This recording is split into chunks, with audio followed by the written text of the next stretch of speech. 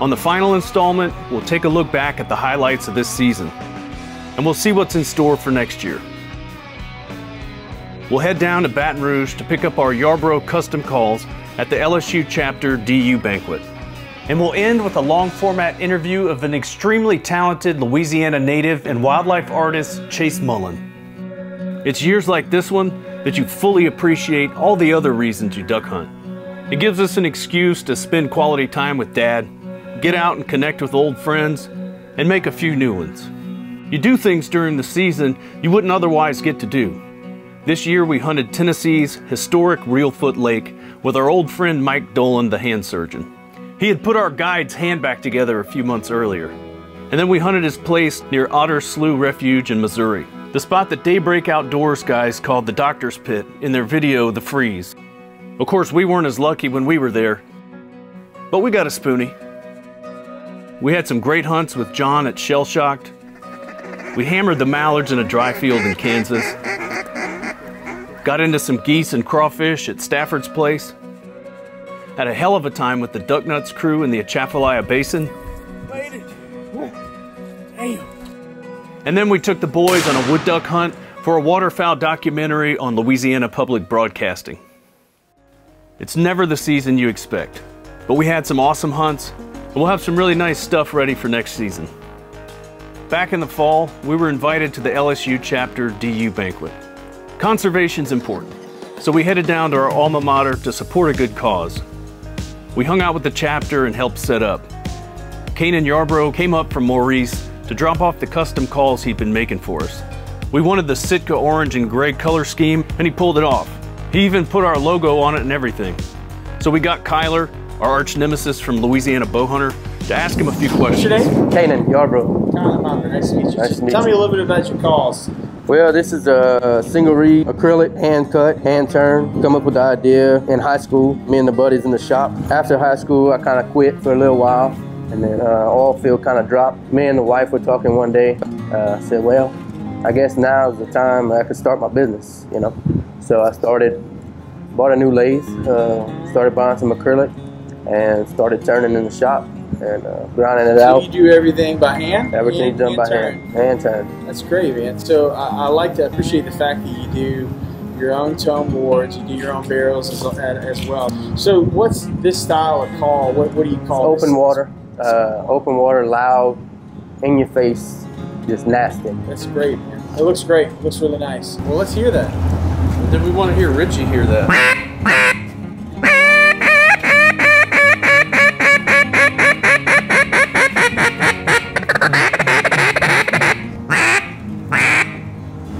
Nice. Sounds good, man. Thank you. 100 A+. And then, of course, Richie had to take a rip.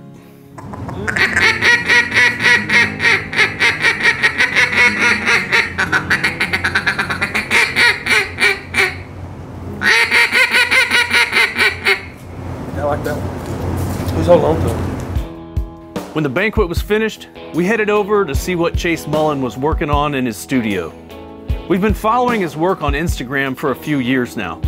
He's got a way of painting all the native critters we're familiar with in this intricate style with very detailed realism and some touches of humor that makes it distinctly Louisiana. We're lucky to have him out there representing our state. He was working on a pelican piece, so we sat down and I asked him a few questions. Hey man, it's good to see you again. All right, most of your paintings are really fine and detailed. Yeah. Does that take as much time as it seems, or are you just able to whip all that out? For me, I can't work extremely fast and loose. Most of mine stuff is really detailed and very time consuming. And I find when I try to speed up the process or loosen things, I'm just not happy with the result. I feel like everything I've done that I feel like took longer than it should have has been better. I've never spent a whole lot of time on something, really taken my time and been disappointed with the outcome. Is there a painting or like a theme of prints you sell the most of?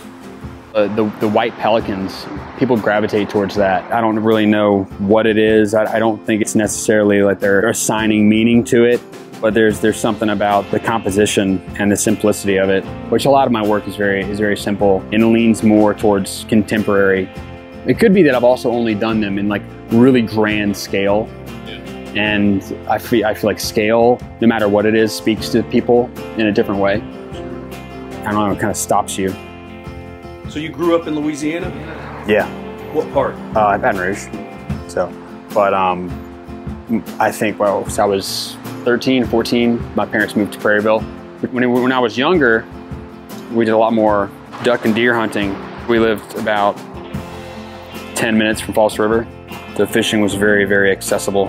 And those really like formative years when you're figuring out like what your interests are and what you're good at. You know, our art was always, that's what I was good at. It's kind of hard to not sound egotistical. I mean, from elementary school to high school, like I was always the most developed kid in art class. You know, there's some the kids that are good at math and the kids that are good at football, but art was my calling. It's not your fault you're a good artist. Yeah, exactly. While we were talking, somebody stopped by to pick up a print. Like, so the 6 of them? Yeah, do you have that? I believe I do. You just have to give me a minute because I have to get them packaged. My papa is a big soccer leg fisher. Okay. And I showed you that picture of like he has in his shop of all the different fish. Yeah. So like I kind of started favoring the one with all the fish on it. Okay. I have a $100 bill if you have change. Let me double check. I might. And if you don't, Were you pretty young when you started painting? I had some family, friends of parents, you know, that would be interested in something I did. Like I had someone commission me to paint these barns that belonged to their great-great-grandfather. And I was like a teenager, so like selling a painting for 20, 50 bucks, like I was like, hell yeah, you know? Right. This is money for the movies or beer in my high school years. It was probably around 2012. I was in school, but I wasn't really in school, you know? I did a few like little arts festivals with just stuff I had done in school and in my free time. Ended up selling some stuff and I was like, well, I really like this. And if there's even the slightest chance that I could make money doing this, it's worth exploring. And that's when I shifted my focus from school, which was hardly a focus anyway, to making art full time. You ever spend so much time with a painting that in some ways you feel attached to it? I'm feeling that way with this one right now. Like I'm totally, I text my wife like the other night. That's before I had like the face or anything worked on, and I just like, I think I don't know how I'm gonna feel about getting rid of this one. Like I might just do like a small run of like canvas prints and keep it. There's some, you know, I really feel that way about. I felt that way when I was working on that one, the flag. Like I was like, yeah, I was like, there's something real good, especially when I got it framed. Like just, I love how it comes out. Yeah, and it just there's something about that bevel with the flag and the colors. I'm like, oh man, like this. When you said you had the original of that, I was like, oh, gotta get it. Yeah, that's awesome. I mean, it hit me that way.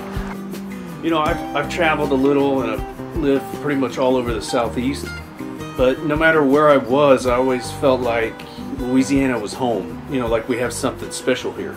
And you lived all over the world, but it seems like you feel that same sense of pride about Louisiana. It hit me pretty hard when we moved overseas.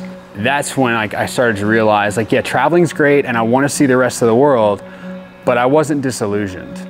Like there actually is something very, very unique going on in the South. And I feel like particularly in Louisiana, just because of our culture and the different cultures that have informed what we now call Louisiana culture. Before we moved, I felt like I really love this place. I don't ever want to leave this place. Not only because I just feel attached to it and all my family's here, but I'm like, there's something special. But then I was like, yeah, but everybody probably feels that way about where they're from. Right, you wonder about that. So you want to get out and you want to see the rest. Well, I got out, I saw the rest, and it could still be like a sense of attachment, but my wife, who's lived a lot of places too, she decided she wanted to stay here. Her parents are from Washington State, and they lived all over the country, and they're pretty well traveled too, and they decided to retire here.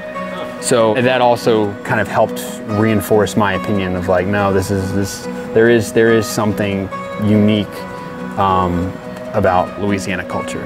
We finished up our conversation with his thoughts on the importance of buying art. What I try to instill into anyone that I talk to who's not from the art world is that I think it's important to like buy art and have art. It's a very, very hard to convey like feeling of when you like buy a piece of art that you know who made it. And that goes with anything. There's a really, really strange kind of feeling that comes from having things in your home or your office or your space, wherever you spend time, and just kind of knowing the human connection to the things that you own. There's a quote that I can't remember who to attribute it to. My morning cup of coffee tastes so much better because I know the guy who made my mug.